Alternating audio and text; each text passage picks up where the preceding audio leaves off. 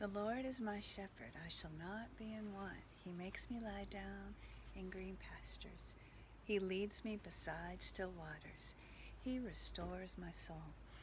As a child, I memorized the entire psalm, and I encourage you to do the same because it's really ministered to me throughout the years. Several years ago, I was in a time of really big stress, and I would try to pray through the psalm until I went to sleep. But I always got stuck at the first verse, I shall not be in want. And I'm like, well, that's not true, and so I can't go any further. And I would just talk through with the Lord till I fell asleep.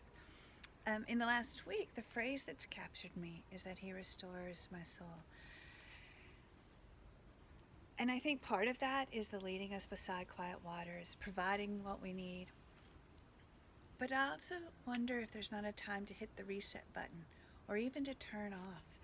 Um, Several years ago, I was working with a group of students in a computer lab, and the computers were too old, and new ones were being purchased the next year.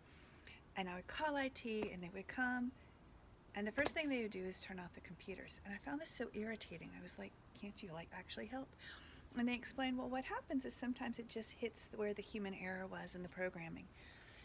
And I don't know this, I'm not saying this over this time, but part of how I'm trying to use the staying at home a lot more as a time where my soul can be restored.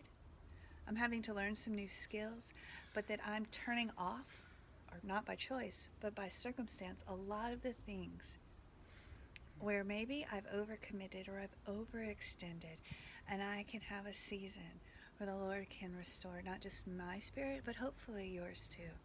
And so there are a lot of things that are out of control, and we may walk through the valley of the shadow of death, but we can also know that God's goodness and His mercy are with us. And so I hope you can hit the reset, turn off some of your screen devices, and allow the Lord to restore your soul.